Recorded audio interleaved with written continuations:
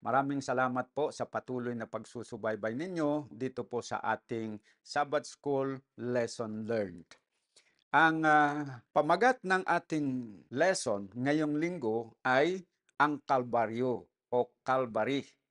Dito po sa leksyon na ito ay ating pag-aaralan ang karanasan ni Hesukristo mula po doon sa hukuman hanggang doon po sa siya ay maihatid sa bundok ng Kalbaryo.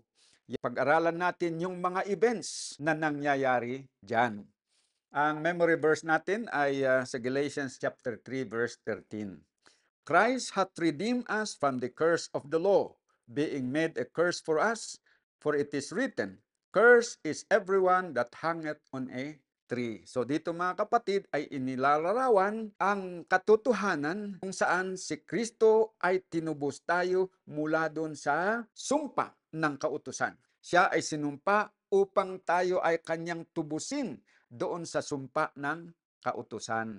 Yan po ang napakaganda. Kasi ang ibig sabihin mga kapatid, sa halip na tayo ang sumpain dahil tayo nga ang nagkasala, si Jesus ang umako doon sa responsibility at siya ang tumanggap doon sa parusa na para sa atin nang sa ganon tayo ay kanyang matubos.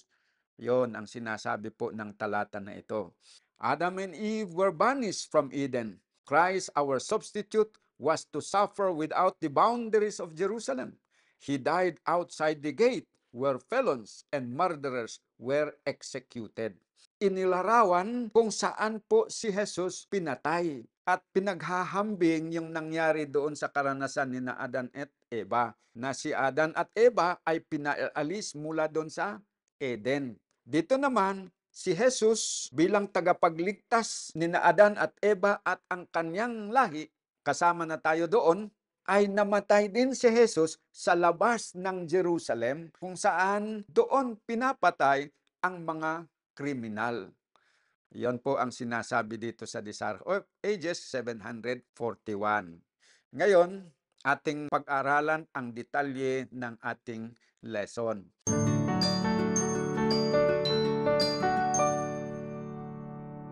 Dito tayo muna sa first subtopic na ang pamagat ay the soldier's part, ang bahagi ng mga sundalo. Ano ba ang bahagi ng mga sundalo dito sa pagkamatay ni Jesus Christ? Tinalakay po dito yung karanasan ni Jesus habang nandun pa sila sa bulwagan ni Pilato.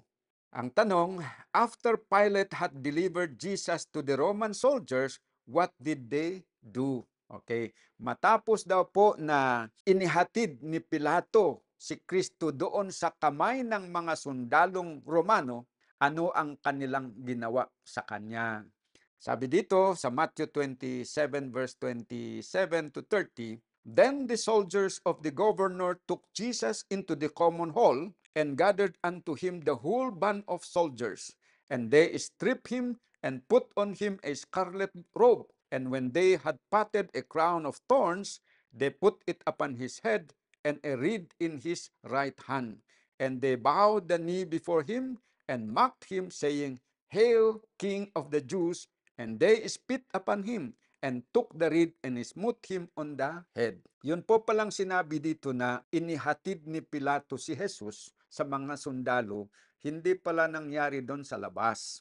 Nandun sila sa podium o yung parang stand doon. Harap nila yung mga tao na nasa labas. Ang kalalabasan parang nasa veranda sila. Ngayon, nung nakapagpasya na talagang ipapako na si Jesus Christ, ipinasok niya doon sa hall na kung saan nandun yung mga sundalo na mga Romano. Tapos ipinagkatiwala na ni Pilato si Kristo upang siya ay dalhin doon sa lugar na doon ipapako si Jesus. Pero hindi naman pala nila dinala sa bundok ng Kalbaryo kaagad. O ano ang ginawa nila? Sabi dito, una, they strip him. Hinubaran pala siya. Tinanggal yung kanyang damit. Merong dalawang layers yung damit ni Jesus Christ. Okay, tinanggal yon. And put on him a scarlet robe, kulay ubi sa Tagalog. So yung scarlet robe, pinadamit sa kanya. Number 2. Tapos, sabi dito, Gumawa sila ng crown of thorns at inilagay sa kanyang ulo. Okay, yun ang pangatlo na ginawa nila. And a reed in his hand. Binigyan siya ng reed. Tambo ang tawag sa Tagalog. Fiber ng isang halaman. Kagaya ng abak o fibrous yan. Tapos gagawin mo na tali o parang pamalo, reed. O ganun. Yon, linagay sa kanyang kamay. Pagkatapos, kunwari sila ay nagbow, linuhuran siya. And then, they mock him. Kanilang nilibak, they mock, kinutya. Sa paanong paraan? Sabi dito, Hail, King of the Jews. Sa ibang libro ng New Testament, nagsalute daw po sila ng ganyan sa kanya. Tapos sinabing, Hail, King of the Jews. And then, niluraan siya. They spit upon him. Dinuraan nila si Jesus Christ. At kinuha nila ang tambo at sinaktan siya sa ulo. Sabi, they smote him on the head. So yan, ganyan po ang ginawa ng mga sundalo sa kanya habang nandun pa lang siya sa loob ng bulwagan ni Pilato. Okay, so yan po ang bahagi ng mga sundalo sa pagpapahirap kay Panginoong Hesukristo bago pa siya ipinako doon sa cross. Question B, where did the soldiers take Jesus after humiliating him? Saan po daw dinala si Jesus pagkatapos na hamakin siya at ipahiya siya sa mga tao? Basahin natin dito sa Matthew 27. And after that they had mocked him, they took the robe off from him and put his own raiment on him and led him away to crucify him. Sa John 19 naman, sabi, and he, bearing his cross, went forth into a place called the place of a skull, which is called in the Hebrew, Golgotha. So dito mga kapatid, pagkatapos na siya ay kanilang hinamak, pinahiya, tinanggal muli nila yung kulay ubi na damit na pinadamit sa kanya, tapos ibinalik yung kanyang dating damit. Sa kanila dinala patungo doon sa Calvary. So yan po pala ang nangyari. Dito naman sa Desire of Ages at Testimonies, basahin natin ang karagdagan na paglalarawan doon sa karanasan ni Jesus Christ sa punto na ito. Christ, the precious Son of God, was led forth, and the cross was laid upon his shoulders. At every step was left blood which flowed from his wounds. Thronged by an immense crowd of bitter enemies and unfeeling spectators, he is led away to be crucified. Meron pala silang inihanda na kahoy, ginawang cross na ganyan, nag-cross na ganyan. Dito nila ipapako si Jesus Christ. Hindi pala ginawa yung cross doon sa bundok, kundi doon pa lang, nung sinintansyahan, diretso lang kasi yung kwento. Pero ang ibig sabihin nun, hindi siya agad-agad na dinala doon sa Kalbaryo. May mga tao, nung nasintensyahan si Jesus na talagang ipapako, may mga tao na naghanda na ng kahoy. So hinintay nila, nung nakahanda na yung kahoy, pinapasaan ngayon kay Jesus Christ bago nila siya dinala doon sa Kalbaryo. Ang hirap mga kapatid, no? Ang ginawa kay Panginoong Hesukristo, yung pagpapakuan sa Kanya, siya pa ang pinapasaan. Hindi pa binigay doon sa ibang mga tao na pasanin nila at siya ay i-escort na lang na palakarin papunta doon, kundi siya pa pala talaga ang kanilang pinapasaan. Pero si Jesus, sunod-sunuran lang. No resistance whatsoever. Walang complaint. Tiniis niya ang lahat. Pero bakit tiniis ni Jesus Christ na walang complaint? Sapagkat ang nasa kanyang isip ay yung ating kaligtasan, mga kapatid. Tiniis niya ang lahat alang-alang sa ating kaligtasan. Dahil ito lamang ang paraan kung papaano iligtas niya tayo. Kaya tiniis niya na walang murmur, complaint. Ganyan mga kapatid, ganyan tayo kamahal ni Jesus Christ. Kaya lahat ng mga paghihirap ay inihanda na niya ang kanyang sarili na tiisin. Yan po ang sinasabi dito. Habang naglalakad ay pumapatak ang mga duguan siya. Natapos na kasi yung paghihirap niya, yung paghampas sa kanya. Sugatan na ang kanyang katawan, kaya ganon ang nangyari. Talagang maraming dugo ang umaagas sa kanyang katawan, pumapatak doon sa kanyang dinadaanan. Yun po ang sabi dito. Tuloy natin, his sorrowing disciples follow him at a distance behind the murderous throng. Ito namang mga alagad niya ay sumusunod din. Pinagmamasdan nila si Jesus Christ, pero wala silang magawa na maitulong sa kanya. Kung gusto man nilang tutulungan, hindi rin papayagan ng mga sundalo dahil nasa custody ng mga sundalo na si Jesus, kaya wala na po silang magawa. Hindi nga sila makalapit eh. Sumunod sila but in a distance. The news of his condemnation had spread throughout Jerusalem, and people of all classes and all ranks flocked toward the place of crucifixion. The priests and rulers had been bound by a promise not to molest Christ's followers if he himself were delivered to them, and the disciples and believers from the city and the surrounding region joined the throng that followed the Savior. So yun palang tinutukoy dito mga kapatid na disciples of Jesus na sumusunod sa Kanya ay hindi lamang yung 11 disciples. Sabi kong 11 kasi patay na si Judas eh. Pero hindi lang pala sila yung sumusunod, pati yung ibang mga disciples. At that time po ay umabot ng more than 500 ang disciples ni Jesus Christ. Baka mas higit pa na hindi kasama yung iba na nabibilang.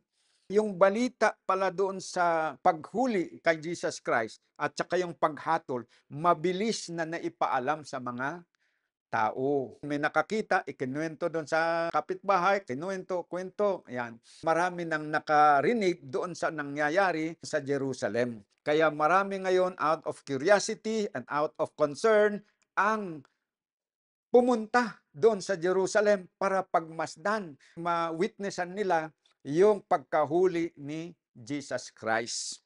Yan pala ang dahilan kung bakit maraming mga followers ni Jesus Christ ang nakakita doon sa pagdala kay Jesus Christ doon sa Kalbaryo at pagpako sa kanya. At siyempre, hindi lang mga alagad niya ang pumunta, pati yung mga kalaban, pati yung mga neutral na hindi alagad, hindi rin naman kalaban, pero na-curious sila doon sa balita, kaya ang daming tao ngayon ang sumunod.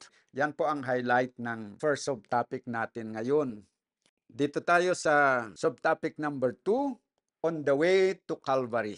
Explain Christ's physical condition when the cross was placed on him and the accommodation made in order to proceed. Ilarawan daw po ang physical na kalagayan ni Jesus Christ nung pinapasan siya ng cross.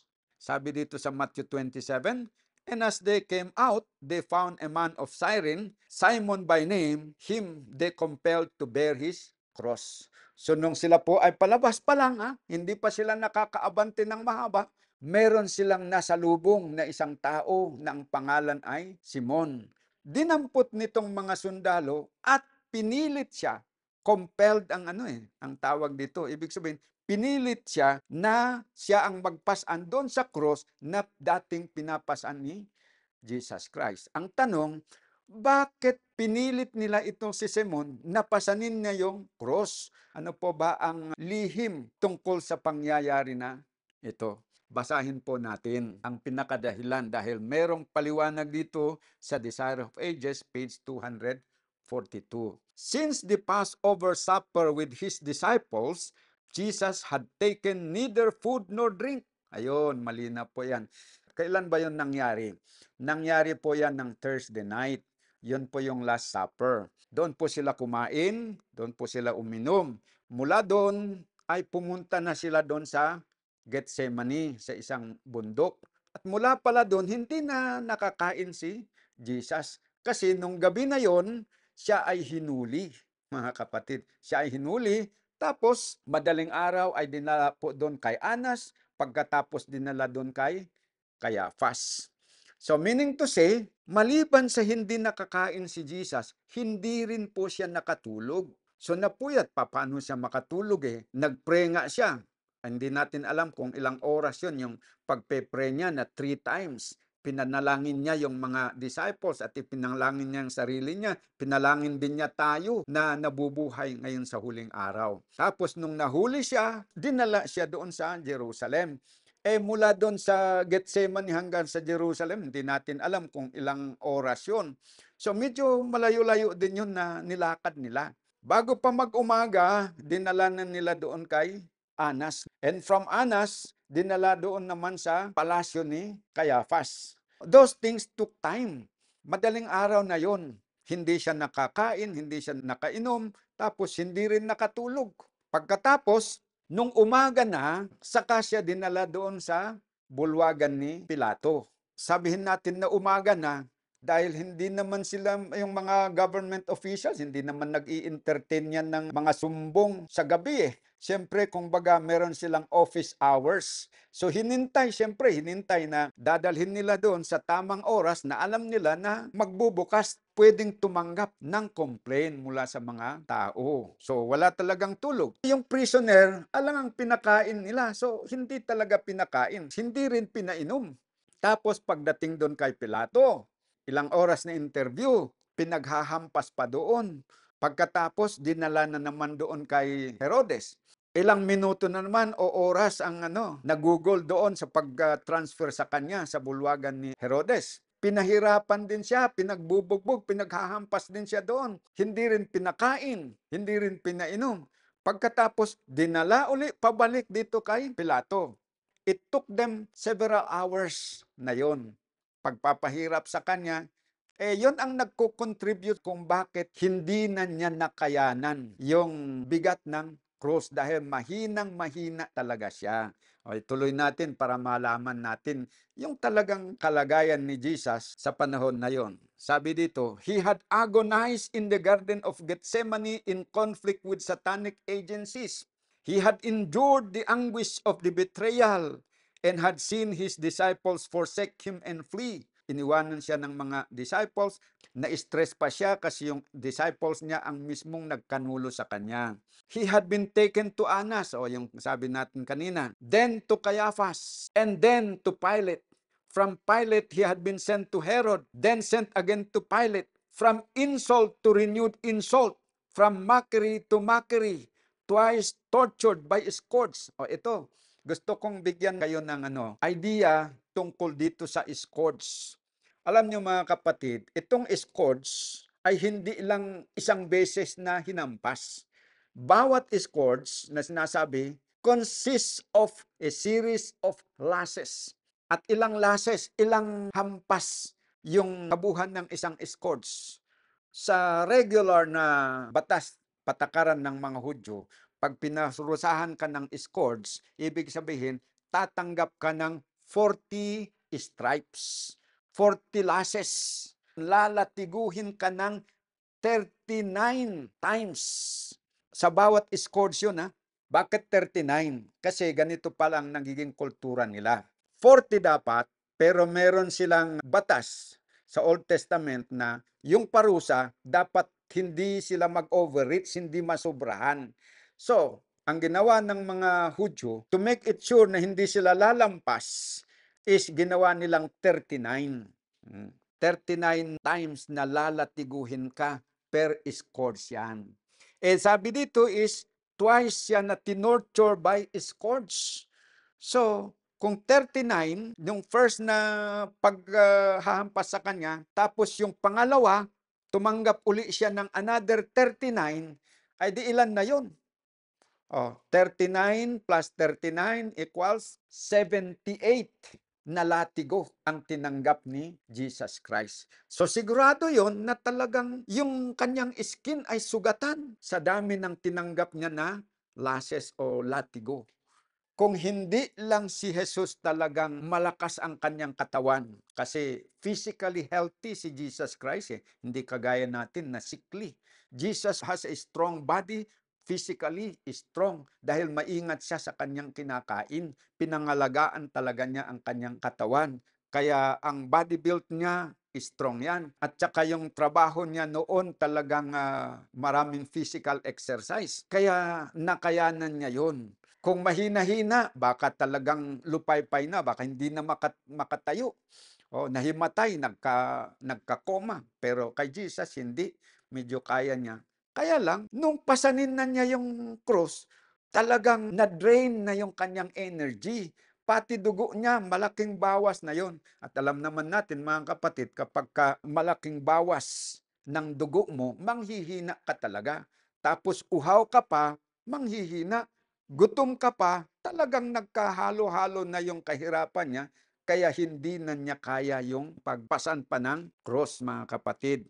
Tuloy natin, sabi dito, sa kabila ng twice tortured na ginawa ng mga tao sa kanya, all that night there had been sin after sin of a character to try the soul of man to the uttermost. Ibig sabihin, yung pagsubok talaga sa kanya, pag-testing ng kanyang patience at endurance ay talagang sukdulan na. Christ had not failed. Yun ang magandang balita. He had spoken no word but that tended to glorify God. All through the disgraceful farce of a trial, he had borne himself with firmness and dignity.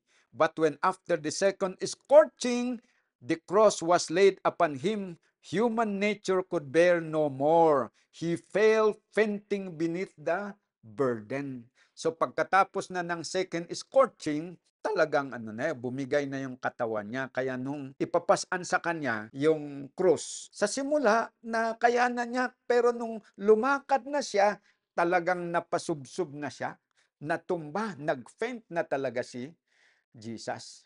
Yon pala ang dahilan kung bakit nung nakita ng mga sundalo itong si Simon, dinampot siya at pinilit siya na siya na ang papasaan doon sa krus. Na-drain na talaga yung kanyang physical, mental energy. Yan, tuloy natin. At this time, a stranger, Simon a Cyrenian, coming in from the country, meets the throng. He stops in astonishment at the scene, and as he expressed his compassion, they seized him and placed the cross upon his shoulders. Kaya pala nila dinampot itong si Simon dahil he expressed his compassion upon Jesus. Ipinahayag niya ang kanyang pakikipagdalamhati kay Jesus at baka sinaway niya yung mga sundalo. Bakit naman ganyan na pinapahirapan niyo siya? Kaya ngayon, pinag-initan siya, dinampot at sige nga, ikaw ay naaawa sa kanya, sige, halika na dito, ikaw na ang pumasaan. Yun po ang nangyari kay Simon. Sino ba itong si Simon? Okay? Ano ang dapat nating malaman tungkol sa buhay ni Simon na siya ang tumulong kay Jesus sa pagpasaan ng kanyang cross? Simon had heard of Jesus. His sons were believers in the Savior, but he himself was not a disciple. The bearing of the cross to Calvary was a blessing to Simon, and he was ever after grateful for this providence. It led him to take upon himself the cross of Christ from choice and ever cheerfully stand beneath its burden. Yung mga anak niya ay believers kay Jesus Christ. Pero siya, hindi siya believer. Hindi siya disciple ni Jesus Christ. Pero marami na rin siyang napapakinggan tungkol kay Jesus Christ sa mga tao at siyempre doon sa kanyang mga anak na naging disciples ni Jesus Christ. Nung nakita niya na na-encounter niya ngayon si Jesus, nung pilitin siya, tinanggap na rin niya na maluwag sa kanyang puso yung kanyang pagpasaan doon sa cross. Kaya sabi dito, the bearing of the cross to Calvary was a blessing to Simon, and he was ever grateful for this providence. It led him to take upon himself the cross of Christ from choice. Tinanggap na rin niya yun. Kahit na dinampot at ipinapasan, maluwag niyang tinanggap yun sa kanyang puso. And he was ever grateful na kahit doon sa last na yugto ng buhay ni Jesus Christ, kinonsider niya na isang privilege na nakibahagi siya sa paghihirap ni Jesus Christ. And later on, siya ay nagiging disciple ni Jesus Christ. Okay, dito tayo sa letter B. Hearing words of sympathy, what did Jesus prophesy? Si Kristo pala daw ay nakarinig ng pakikipagdalamhati galing doon sa crowd. Meron siyang binitiwan na hula. Ano yon? At saan nanggaling yung pakikipagdalamhati na narinig ni Jesus? Basahin natin. Luke chapter 23.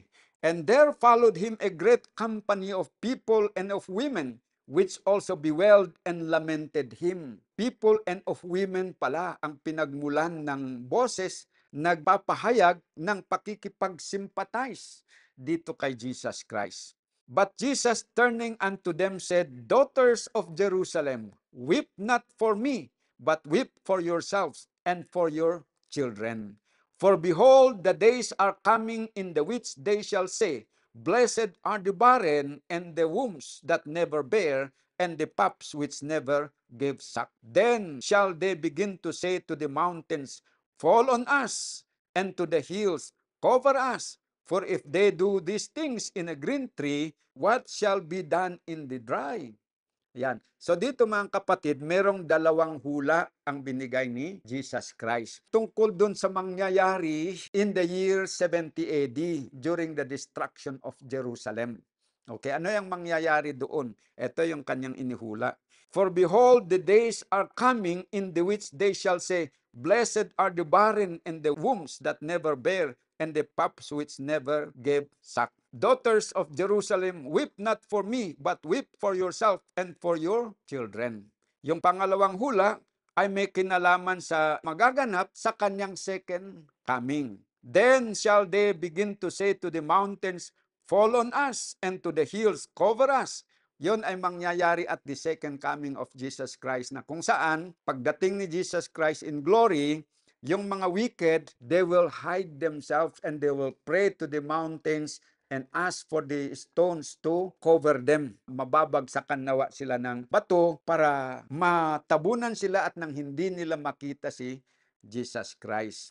For if they do these things in the green tree, what shall be done in the dry? So, dito ay inihalin tulad ni Jesus Christ ang kanyang sarili sa isang mayabong na kahoy. Basahin natin ang Desire of Ages dahil dito pinapaliwanag yung tungkol doon sa dalawang hula ni Jesus Christ.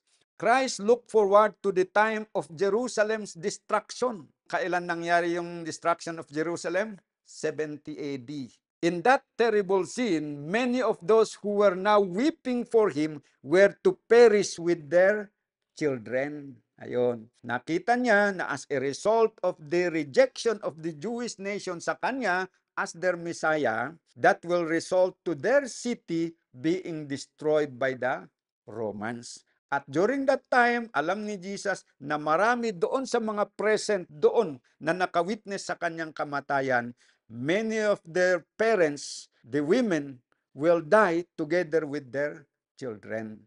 Jesus saw a symbol of the final destruction to come upon the world. He said, Then shall they begin to say to the mountain, Fall on us, and to the hills, cover us.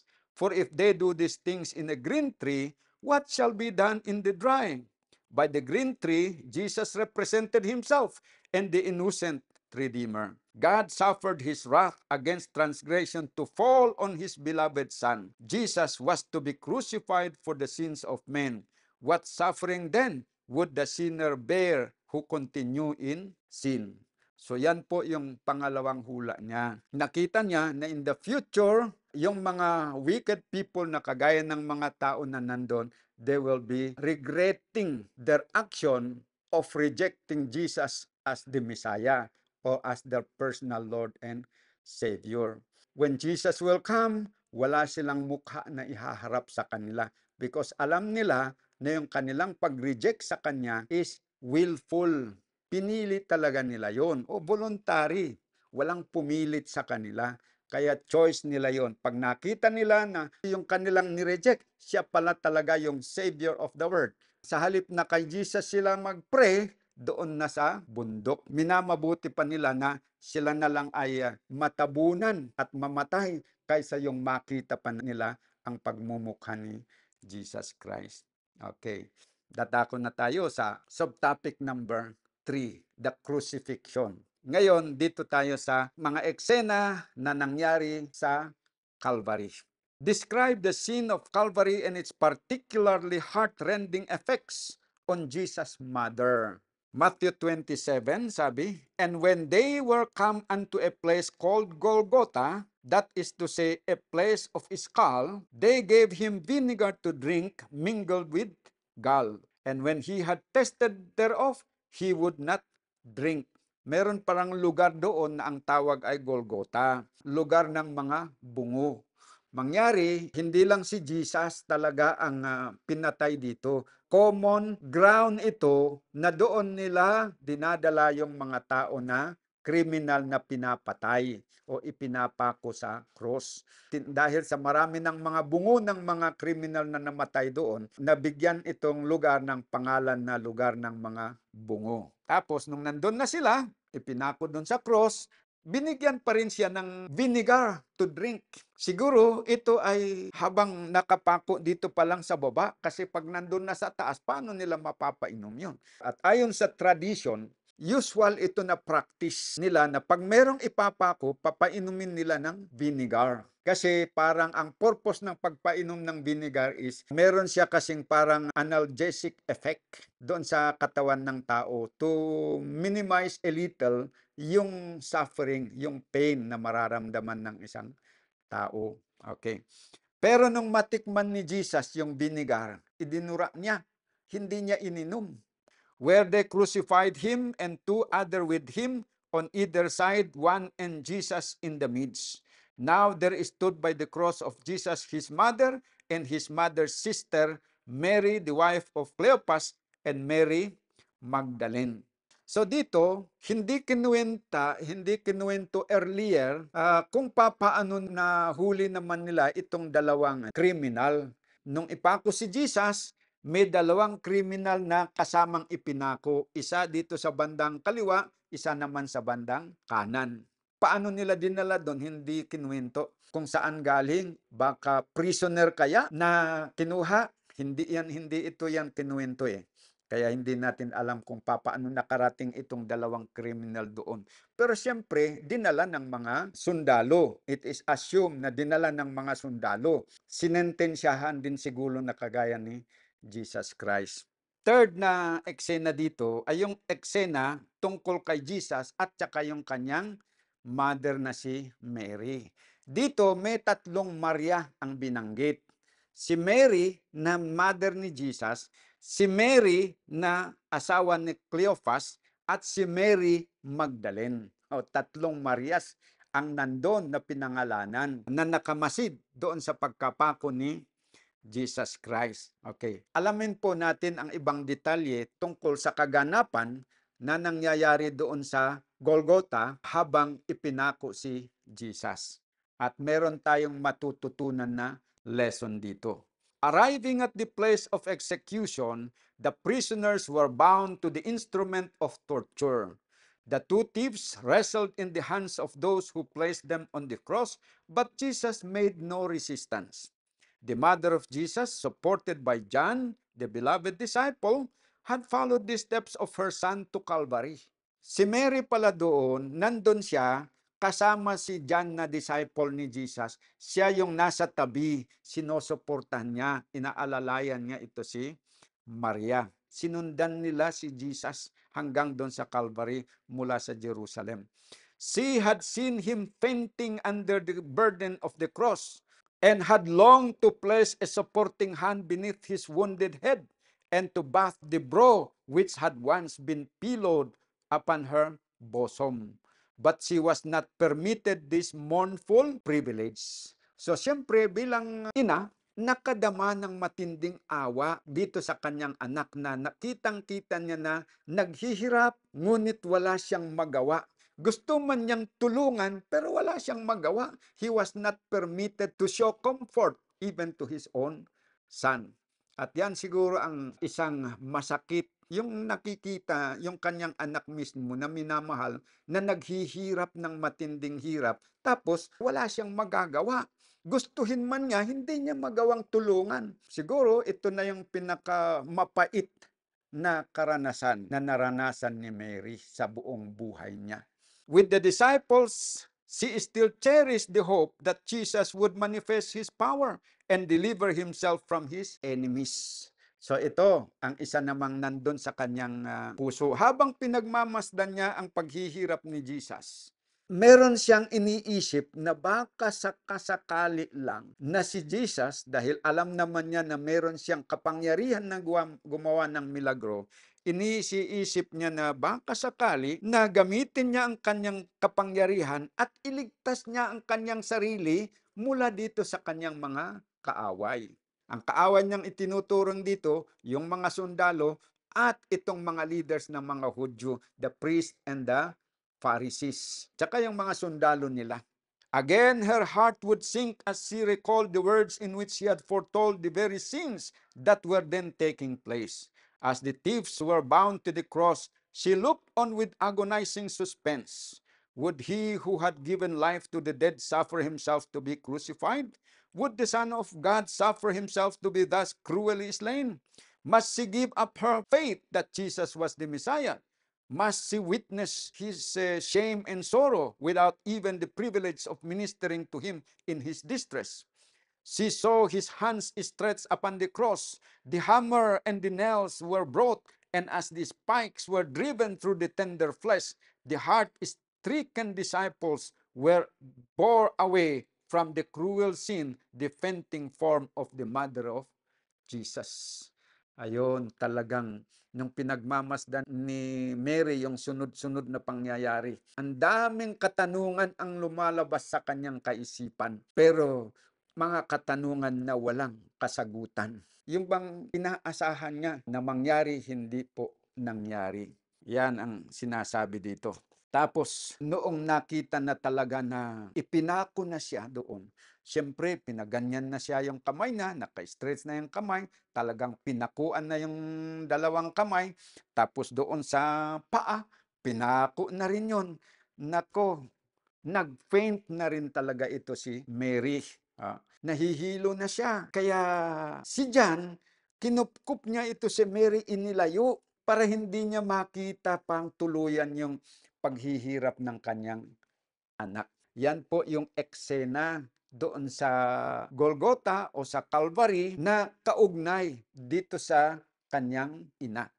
Yan po. Letter B, what action of the soldiers fulfilled another prophetic detail concerning Jesus? Sa Psalms 22, sabi, for dogs have compassed me, the assembly of the wicked have enclosed me, they pierce my hands and my feet. I may tell all my bones, they look and stare upon me. They part my garments among them and cast lots upon my vesture. So ito po yung hula na naganap doon sa Golgotha. Sabi, for dogs have compassed me. Ito ay hindi po literal na mga aso ang tinutukoy dito. Sa Isaiah chapter 56, kung di ako nagkakamali, no? O sa Jeremiah, yung mga pastors ay inihalin tulad sa mga aso. So dito, yung hula dito na dogs have compassed me, hindi ito literal na mga aso, kundi ito'y mga pastor ang nakapalibot sa kanya. Yung mga Jewish leaders who are professing to be the pastors of the Jewish flock. Natupad yon dahil nung si Kristo ay nandyan, napalibutan talaga ng mga priests and the scribes and Pharisees and other Jewish leaders. Nandun po talaga sila. Tapos another na part ng prophecy, they part my garments among them and cast lots upon my vestures. Natupad po yan. Basahin natin na ang katuparan. John 19 pa rin. Then the soldiers, when they had crucified Jesus, took his garments and made 4 parts, to every soldier a part, and also his coat. Now the coat was without seam, woven from the top throughout. They said therefore among themselves, let us not rend it, but cast lots for it, whose it shall be, that the scripture might be fulfilled, which saith, they parted my garment among them, and for my vesture they did cast lots. These things therefore the soldiers did. Okay. So dalawang bahagi yung hula. Yung garment ni Jesus, they parted, hinati-hati. Tapos pinagkahatian ng 4 na sundalo. Pero yung isa, kasi double layer yung damit ni Jesus Yung isa, hindi hinati.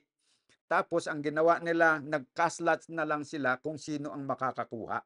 Hindi nila alam na yung kanila palang ginagawa, nakahula na pala yun. Hinubaran talaga nila si Jesus Christ. Isang napakalaking kahihiyan ang ginawa nila kay Jesus Christ. Hinubaran. Mabuti kung kagaya ngayon na meron pang, anong tawag dito? Boxer's pant o boxer's brief. Mabuti kung may ganun. Kung wala, tapos hinubaran. Kasi malinaw dito hinubad yung damit niya tinanggal.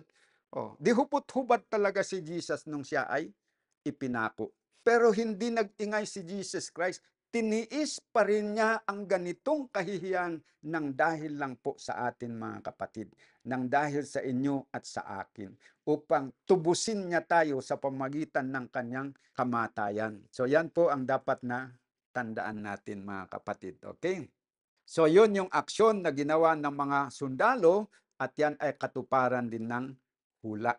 Centuries before the crucifixion, the Savior had foretold the treatment he was to receive. The prophecy concerning Christ's garment was carried out without counsel or interference from the friends or the enemies of the crucified one. To the soldiers who had placed him upon the cross, his clothing was given. Christ heard the men's contention as they parted the garments among them.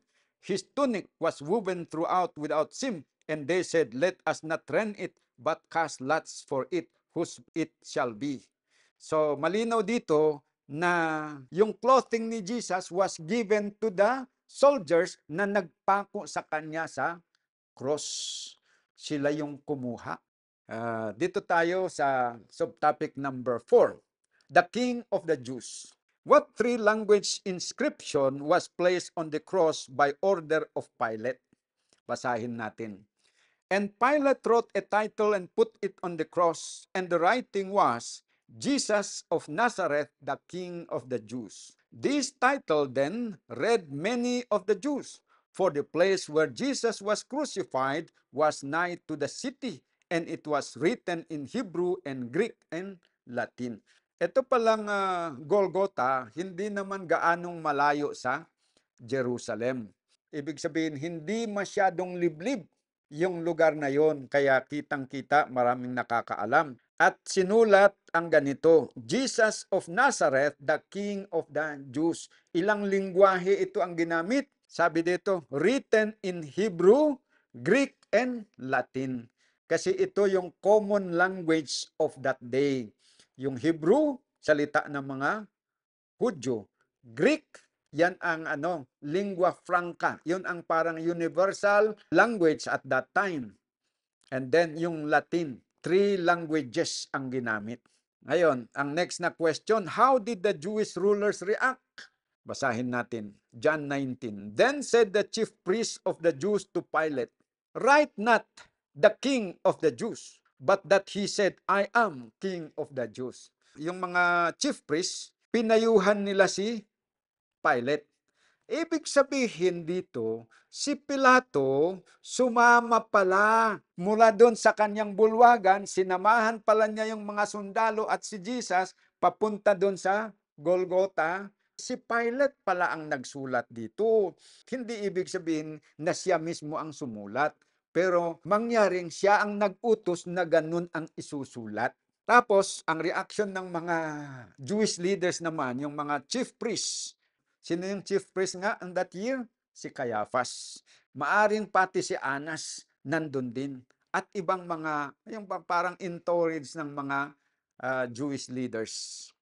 Sabi nila, huwag mong isulat na ganyan na the King of the Jews. Ang isulat mo, sinabi niya, I am the King of the Jews.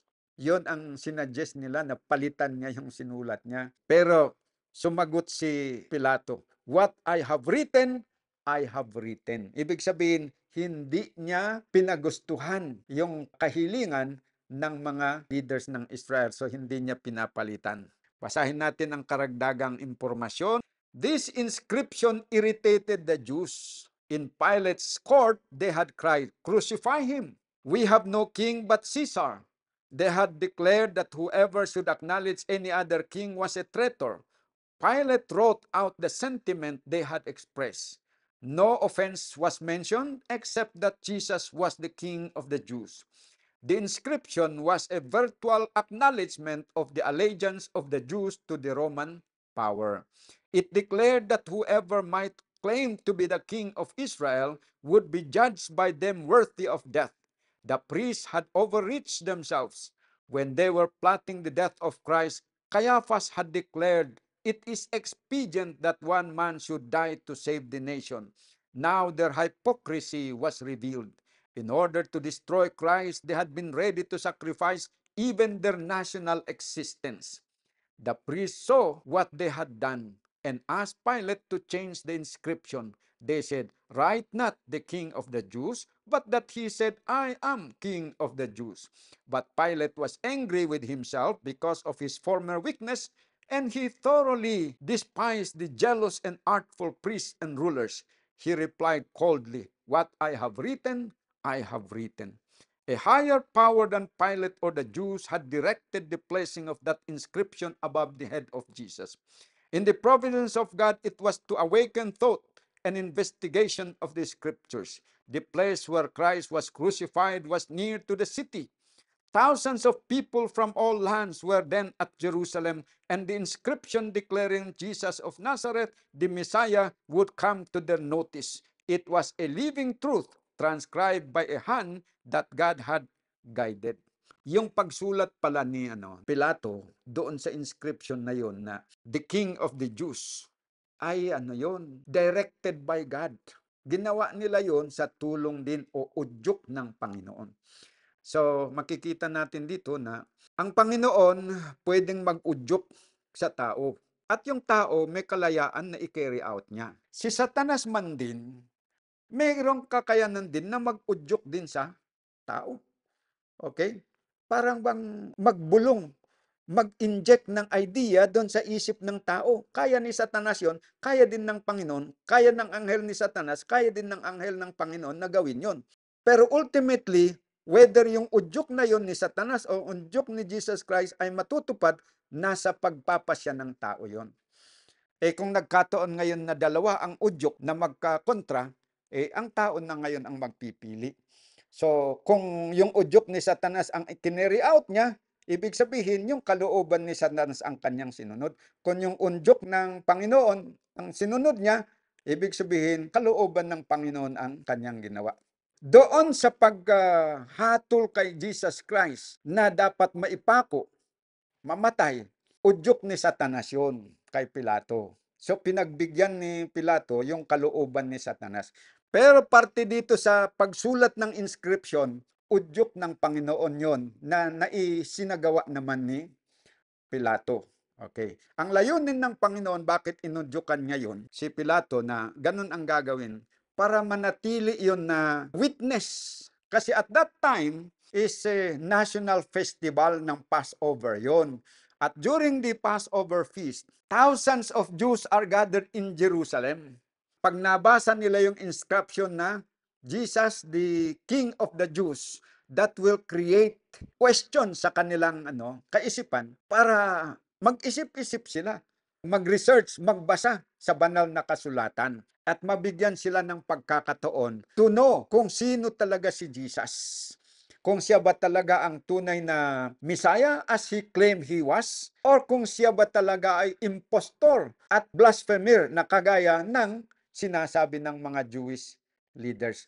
Through that method, ang mga tao ay mabigyan ng pagkakataon to make the right choice to receive Christ as their personal Lord and Savior unto their own salvation. So lesson sa atin mga kapatid, tandaan natin, ang battleground between Satan and Christ ay dito din sa ating isipan. Noon hanggang ngayon, ganun po, naglalaban sila. Nag-uudyok si Satanas ng mga negative thoughts, nag-uudyok naman si Panginoon ng positive thought. Ginagamit ni Satanas yung kanyang mga angels para isagawa yung kanyang layunin. Ginagamit din ng Panginoon ang kanyang mga anghel para gawin ang kanyang kalooban. Tayo po mga kapatid, ito ang lesson sa atin. Dapat na magiging mapagtimbang tayo. Huwag tayong padalos-dalos na kung ano ang sumulpot sa ating isipan, gagawin natin. Kinakailangan na anuman ang sumulpot sa ating isipan, timbangin natin kung tama ba o mali, dapat ba natin sundin o hindi, dahil malay natin kung yung sinunod natin, nag-take action tayo kaagad yun pala ay udyok ng kalaban, di mapapahamak tayo. Mabuti lang kung na-timing na yung sumulpot sa isipan natin at ginawa natin ay yung palang galing sa Panginoon, di mabuti yun. Pero para mas makatama tayo ng desisyon, timbangin muna natin ng maayos bago tayo umaksyon. Mag-pray tayo ng direksyon sa Panginoon, ng tulong mula sa Panginoon. Para yung gagawin natin is yung tama. Dahil karamihan kasi sa atin, lalo na kung padalos-dalos tayo, most of the time, mali yung ating nagawa. Saka na lang tayo magsisisi sa bandang huli. Mas mabuti na sa umpisa pa lang, huwag tayong padalos-dalos. Kung ano man ang darating sa ating isipan, let us weigh it down and consult the Bible and make a prayer to God for direction para ano man ang desisyon natin is magiging tama sana. Okay. Tuloy tayo dito sa question B. What did Jesus pray on the cross and whom did it include? Ito naman. Another eksena naman sa kaganapan doon sa Calvary. Ano daw po ang ipinalangin ni Jesus Christ? Basahin natin Luke 23. Then said Jesus, Father, forgive them, for they know not what they do. And they parted his raiment and cast lots. Okay. Ito naman ang isang bigyan natin ng pansin. Nanalangin si Jesus, sabi niya, forgive them, for they know not what they are doing. Sino ang ipinanalangin niya?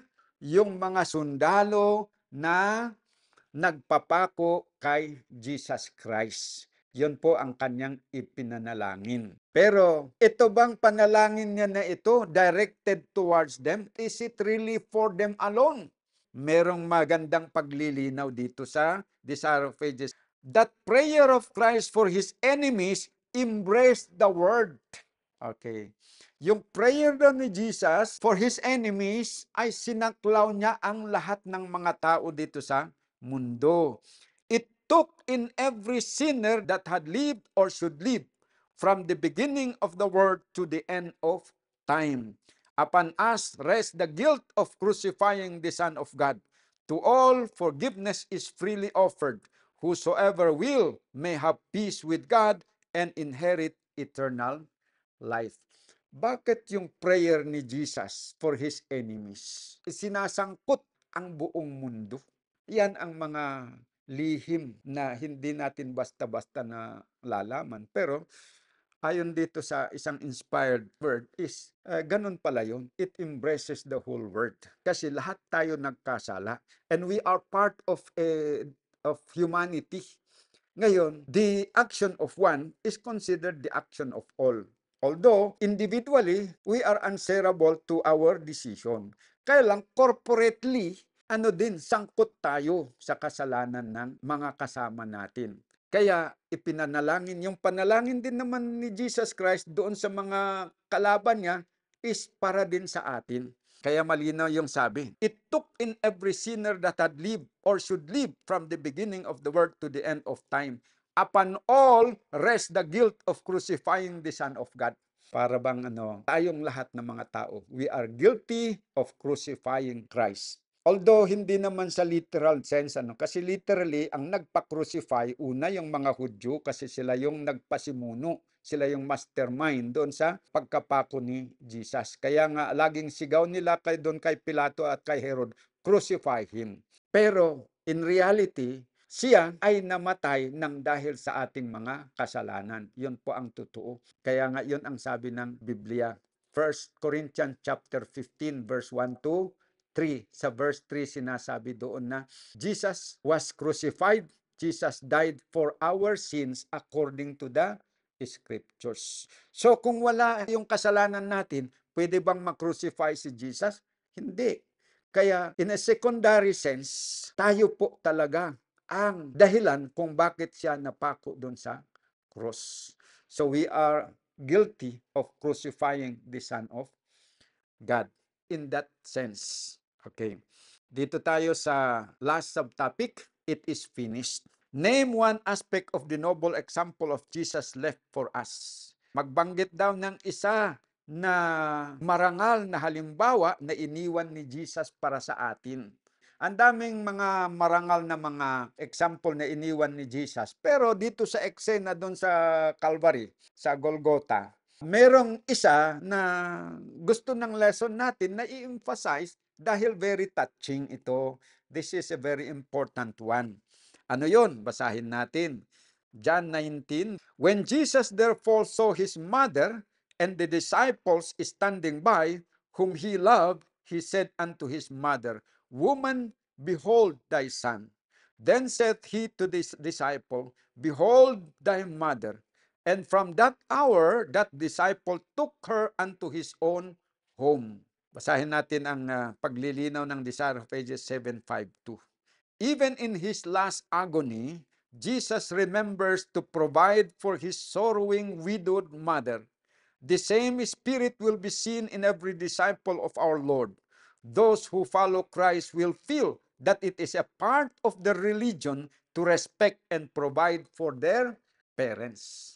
So, kahit siya ay nasa bingit na ng kamatayan, nung nakita niya yung kanyang ina, si Mary, ay gumawa pa rin siya ng paraan para matulungan itong kanyang nanay. Na masiguro na after na siya ay mamatay, buhay pa naman yung kanyang mother, gusto niyang siguruhin na siya ay hindi maghihirap, hindi magugutom, hindi magpapalimos. Sinigurado niya na ang kanyang physical na pangangailangan hanggang sa kanyang huling hininga ay maprovidean. At ano ang kanyang ginawa?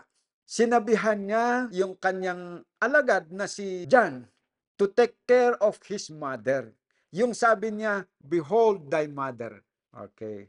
Ibig sabihin ni Jesus, John, ipinauubaya ko ang aking ina sa iyong kamay. Alagaan mo siya. Yun po ang meaning ng statement ni Jesus, behold thy mother. And from that hour, that disciple took her unto her own home. Na intindihan naman ni John yung punto ng salita ni Jesus. Matalinghagang salita, pero ang punto pala doon is, ikaw na ang bahalang mag-alaga sa aking nanay. So mula noon, kinupkup ni John si Mary. Iniuwi niya sa kanyang tahanan at siya ang nag-alaga. Yan po mga kapatid ang katotohanan. So, yan ang lesson po sa atin. Ano yung lesson sa atin? Sabi niya dito, those who follow Christ will feel that it is a part of their religion to respect and provide for their parents.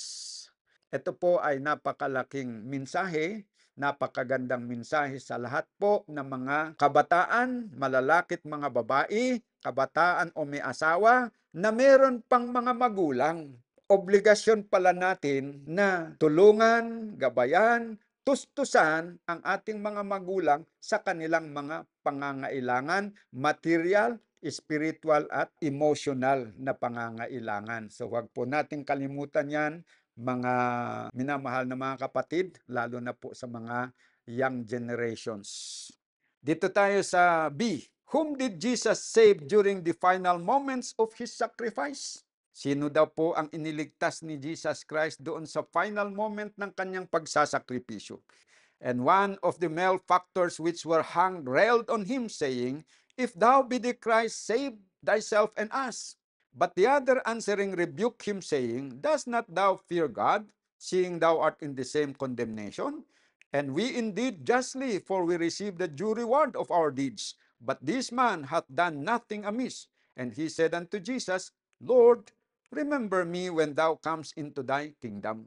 And Jesus said unto him, Verily I say unto thee, today shalt thou be with me in paradise. Sabi naman ng John 19, when Jesus therefore had received the vinegar, he said, It is finished, and he bowed his head and gave up the ghost. O dito tayo sa last na eksena. Ito naman in relation dito sa dalawang kriminal na nakasama ni Kristo na naipako. Isa sa kanila ay iniligtas ni Jesus Christ o kaya pinangakuan niya ng kaligtasan. Bakit? Sapagkat evidently, hindi man sinabi na siya nanampalataya, pero siya ay nagtiwala kay Jesus Christ, nakadama ng awa, pagmamahal sa Kanya, at saka nag-request. Yung sabi niya dito na request niya, "Remember me when thou comest into thy kingdom." So naniwala itong criminal na ito na Jesus was really the King of the Jews. Siguro naririnig din niya yung mga kwento tungkol kay Jesus Christ, kung ano ang itinuturo niya. Naniwala siya na someday Jesus is going to sit on the throne of his own kingdom. Sinabi nitong criminal na ito, alalahanin mo ako when you will sit in your kingdom, remember me. Anong ibig niyang sabihin? Remember to let me be in your kingdom. Isama mo naman ako dyan. Yun po ang mensahe niya. At tinugunan ni Jesus Christ yun. Nangako siya, I say unto thee, today thou shalt be with me in paradise. Dito lang mga kapatid, merong dalawang interpretation. Ang sabi ng iba, ang pangako daw ni Jesus Christ, ang unawa nila dito sa sentence is, sa araw na yon, si Jesus at saka yung criminal na yon, they will enter paradise. Pero yan ay kung ilalagay yung comma dito sa before ng today. Sabi dito, verily I say unto thee, today shalt thou be with me in paradise. So ang emphasis is, pupunta sila sa paradise on that day. Yung isa namang interpretation is ganito. Inilalagay yung comma after the word today. So ganito, verily I say unto thee, today thou shalt be with me in paradise. So yung pangako ni Kristo ay ginawa niya sa araw na yon. Pero yung sila ay magkakasama doon sa paradise, it will be sometime in the future. Mangyari kasi, walang punctuation sa Greek. Dito, pag nagkamali ka kasi sa punctuation dito sa English, kahit isang punctuation lang, yung placement lang ng comma, mababago ang kahulugan ng sentence. Ngayon, alin dito ang tama? Ang tama, mga kapatid, ay yung sinasabi na, verily I say unto thee, today, thou shalt be with me in paradise. Meaning, sa araw na yon, nangako si Jesus Christ na siya at saka yung thief on the cross will be in paradise sometime in the future, not on that day. Bakit?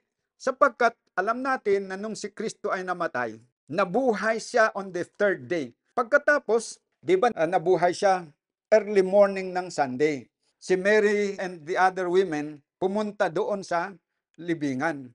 Wala si Jesus. Yung ibang babae umuwi, pero naiwan muna si Mary. Pagkatapos, nagpakita ngayon si Jesus kay Mary. Sa tuwa ni Mary, gusto sana niyang yakapin si Jesus. Pero sabi ni Jesus, touch me not, Mary, for I have not yet ascended to my Father and your Father. O yun, sa Sunday morning, hindi pa nakapunta sa paradise. Saan ba ang paradise? Kung pupunta tayo sa Revelation, ang paradise ay nandoon sa langit, sa loob ng Holy City of Jerusalem, yung heavenly Jerusalem. Yung sabi ni Pablo na third heaven, nasa third heaven yung paradise. So hindi pa pala nakapunta si Jesus nung Friday, nung Saturday hindi rin. Nung Sunday, nung pagka-resurrect niya, hindi pa rin nakapunta. Pagkatapos na lang na nakausap niya si Mary, bago siya nakaakyat doon sa langit, tapos bumalik din siya kaagad. Dahil meron siyang pangako na sabi niya kay Mary, sabihin mo sa aking mga disciples, they will meet me in Galilee. Yun, meron silang usapan na magkita-kita doon sa Galilee. Kung pupunta sa Ama, si Kristo at hindi babalik, hindi matutupad yung kanyang pangako. Pero pinaalala ni Kristo na he has to fulfill his promise. Talagang he will meet them in Galilee. Okay, so naintindihan natin, batay sa pangungusap niya, na hindi pa siya nakapunta doon hanggang sa Sunday morning, pero on that morning, umakyat sa kanyang ama at bumalik. And then, he met with his disciples in Galilee. Tapos nakipagtagpo pa sa mga disciples niya doon sa upper room. So that is proof na nakabalik si Jesus after na siya ay pumunta. So yon po ang pangyayari doon, mga kapatid. So ang isang lesson dito, mga kapatid, etong thief on the cross, yung kanyang request, although hindi ba niya lininaw na I believe in you, pero yung kanyang request means nagpapahayag na siya ay merong pananampalataya. Meaning to say, ang isang tao na makasalanan, kahit siya ay nasa bingit ng kamatayan, kung siya ay totoong manampalataya kay Kristo, siya po ay maliligtas. Ililigtas yan ni Jesus Christ. Kahit payagan niya siya na mamatay, pero hindi niya kalilimutan. Kahit mamatay man at hindi niya iligtas doon sa sakit. Halimbawa, malapit nang mamatay kahit hindi pagalingin ni Jesus Christ. Pero pagdating sa salvation, ang pagtanggap ng buhay na walang hanggan, Christ will remember him. Payagan man siyang mamatay, but He will include him in the resurrection morning unto eternal life. Yan po ang isang lesson na dapat nating tandaan. Kung may mangyari man na mayroon tayong makikita ng mga tao na hindi nananampalataya pero nasa bingit na ng kamatayan, let's give him the assurance na kung siya po ay manampalataya tulad nito, na thief on the cross, he could still be saved. He is not beyond salvation. Hindi pa too late yon. Habang ang isang tao ay humihinga, pwede pa rin siyang manampalataya at pwedeng maligtas. Basta totoo, sincero siya. Pero hindi lahat ng nagsasabi na sila nanampalataya dahil sila'y nasa bingit ng kamatayan ay maliligtas. That is, kung nagpapanggap lang na nanampalataya, pero sa puso't diwa, hindi pala. Meron kasing nagsasabi ng nananampalataya sa bibig, pero sa puso ay hindi. Yung sinasabi, kabig ng bibig, tulak ng dibdib. Yung sinasabi ng bibig na nananampalataya, pero ang sabi ng puso hindi pala. So huwag sanang mangyari. Sana magiging sincero at magpakatotoo tayo. Yon ang isang lesson. Kahit nasa bingit ng kamatayan, kahit talagang napakasama mo, lumapit ka lang kay Jesus at isuko mo ang iyong sarili, tanggapin siya bilang personal tagapagligtas mo, ikaw po ay maliligtas tulad ng thief on the cross. Huwag po natin kalimutan yan. Ancient texts were not punctuated. Ayun, ang ina-explain ko kanina. The comma in Luke chapter 23:43 could come before or after today. Ang tama, it should be after today, not before today. When the loud cry, "It is finished," came from the lips of Christ, the priests were officiated in the temple. It was the hour of the evening sacrifice. The lamb representing Christ had been brought to be slain. Clothed in his significant and beautiful dress, the priest stood with lifted knife, as did Abraham when he was about to slay his son. With intense interest, the people were looking on, but the earth trembles and quakes, for the Lord himself draws near. With a rending noise, the inner veil of the temple is torn from top to bottom by an unseen hand, throwing open to the gaze of the multitude a place once filled with the presence of God. All is terror and confusion. The priest is about to slay the victim, but the knife drops from his nerveless hand, and the lamb escaped. Type has met antitype in the death of God's Son. The great sacrifice has been made. The way into the holiest is laid open. A new and living way is prepared for all. So ito ang last portion ng ating lesson ay yung eksena ng nangyari doon sa loob ng Jerusalem na may kaugnayan doon sa pagkapako ni Kristo at kamatayan niya doon sa cross. So pagkatapos po na napako siya, umalis yung mga tao, umuwi doon sa Jerusalem. Kasama yung high priest umalis doon. Kasi yung hapon na yon nakatakda na ihahain nila yung Paschal Lamb as a Passover sacrifice. Okay, so nakahanda na lahat. Nandun na yung priest. Handa niya sana na katayin yung Paschal Lamb. Pero biglang lumindol. Tapos yung veil, the inner veil of the temple, nahati na ganyan.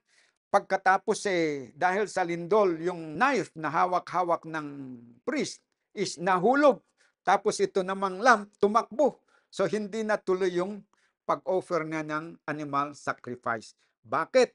That is a divine providence dahil si Jesus pala doon is namatay na doon sa Kalbaryo.